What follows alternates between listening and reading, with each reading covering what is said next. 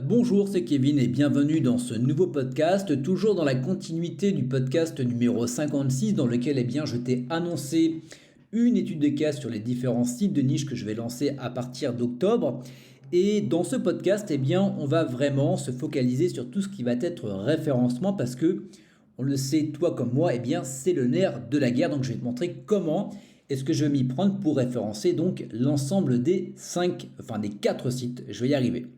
Donc juste avant, je t'invite à t'abonner à la chaîne YouTube si ce n'est pas déjà fait et également de t'inscrire à la masterclass dans laquelle je te montre étape par étape comment est-ce que tu vas pouvoir créer un site de niche rentable de A à Z. On verra également la partie référencement. Voilà pour tout simplement générer des revenus passifs en pilotage automatique pour pouvoir également gagner ton indépendance financière et géographique. Tous les liens sont en bas, donc en dessous de cette vidéo. Donc, en termes de référencement, comment est-ce que je vais m'y prendre? Ça va être plutôt simple, je vais mixer différentes choses. Donc déjà, on va partir sur ce qu'on appelle du ninja linking. Donc c'est quoi du ninja linking? C'est le fait d'aller poser tes liens, par exemple, sur ce qu'on peut appeler des forums thématiques. Ça peut être également, par exemple, des web profils, ça peut être des wikis, ça peut être énormément de choses, des commentaires, etc., etc. Et pour ma part, vu que je veux garder quand même, on va dire, une certaine qualité sur les différents liens, j'irai déposer des liens donc uniquement sur des forums thématiques que j'aurai donc au préalable listés et également quelques web profils, mais pas énormément. Et si ça peut être des web profils thématisés, ce sera encore mieux. Donc ça, c'est pour le premier profil de lien que je vais créer pour mon site. Ensuite, la deuxième des choses, je vais faire appel, et j'en ai parlé, donc j'avais abordé le sujet dans les podcasts précédents, ça va être tout ce qui va être nom de domaine expiré. Donc pourquoi est-ce que je ne suis pas parti directement sur des noms de domaine expirés pour mon site principal? La raison, elle est plutôt simple. Des noms de domaine expirés, ça peut être extrêmement intéressant et c'est la raison pour laquelle je le mets en termes de référencement, en termes de lien. Mais le truc qui peut se passer, c'est que quand tu rachètes un nom de domaine expiré, tu n'es pas sûr à 100% que le nom de domaine reprenne. Donc imagine que tu en fasses ton site principal et que tu t'aperçoives que ton site ne reprenne jamais, tu l'as un petit peu mauvaise. C'est le prix à payer, entre guillemets, parce que c'est vrai qu'un nom de domaine expiré, si vraiment ça reprend en quelques semaines au lieu de quelques mois pour un nom de domaine neuf. Ce qui va être intéressant quand tu vas prendre un nom de domaine expiré pour l'inclure dans ton réseau de sites, il se peut que ce nom de domaine, il reprenne plus vite, effectivement, que ton nom de domaine principal. Donc, ce qui va être intéressant avec un nom de domaine expiré, c'est que tu vas pouvoir t'en servir, par exemple, pour en faire ce qu'on appelle une monopage, donc sur laquelle tu vas mettre en place une page à peu près de 2000 mots thématiques, et uniquement pour faire un lien vers ton site principal. Mais tu peux avoir la deuxième solution, si tu vois que le site, il reprend beaucoup plus vite, tu peux en faire un véritable site, donc un site avec différentes thématiques, avec différentes catégories. Et finalement, ça va te permettre déjà de faire un lien vers ton site principal. Ça va te permettre également, pourquoi pas, de faire de l'affiliation comme pour ton site principal. Donc tu vas pouvoir générer également des revenus. Tu vas également pouvoir faire de la vente de liens avec d'autres webmasters et tu vas également pouvoir t'en servir comme monnaie d'échange pour échanger des liens avec d'autres webmasters. Donc finalement, ça a beaucoup d'avantages et je t'invite vraiment à te pencher sur tout ce qui va être nom de domaine expiré pour l'inclure dans ton référencement. Donc ça, c'était un petit peu le deuxième profil de lien. Le troisième, c'est tout ce qui va être finalement de l'achat ou de l'échange de liens. Donc soit via des plateformes pour l'échange, donc je pense notamment à Dealer de temps, je pense également à eReferrer.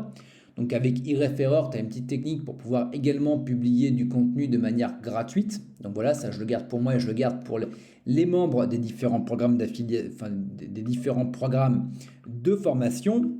Et également, tu peux directement faire ça avec des contacts. Donc, je t'invite à aller te rendre sur des groupes Facebook qui parlent de SEO, qui parlent de backlink, qui parlent d'échange de liens, également des forums, et te mettre en relation avec différents webmasters, te créer un petit carnet d'adresses des meilleures personnes avec qui tu vas pouvoir travailler.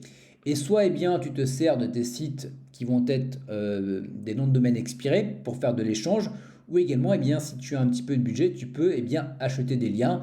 Voilà, ça peut être du 50. Moi, généralement, on est sur une moyenne de 100 euros. Donc, ça peut être enfin, maximum 100 euros généralement.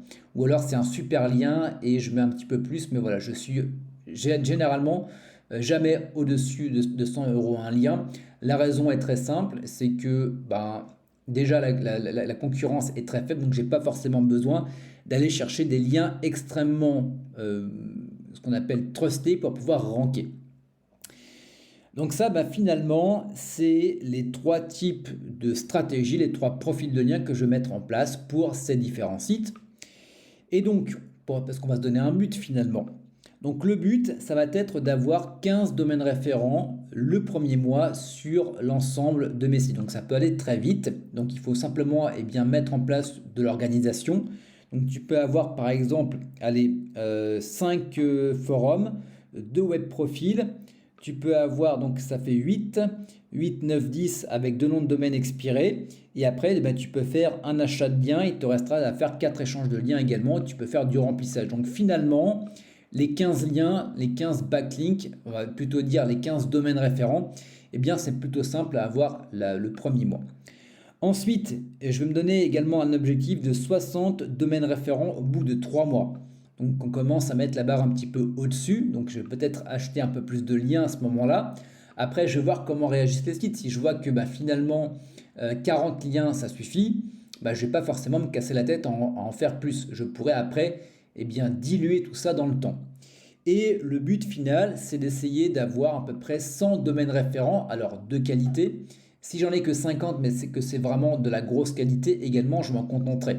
Voilà, c'est juste pour te donner un chiffre, pour que ce soit un petit peu challengeant.